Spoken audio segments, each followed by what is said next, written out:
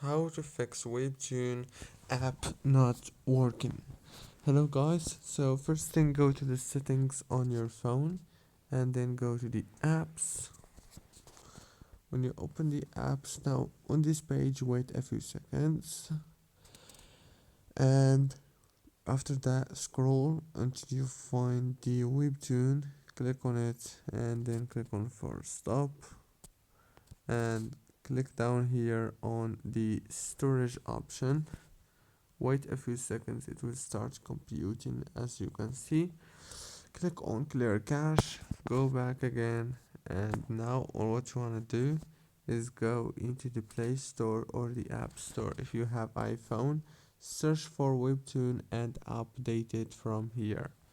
And the last thing you want to do is turn off your phone and turn it on again. Don't forget to like and subscribe. Thank you very much for watching this video.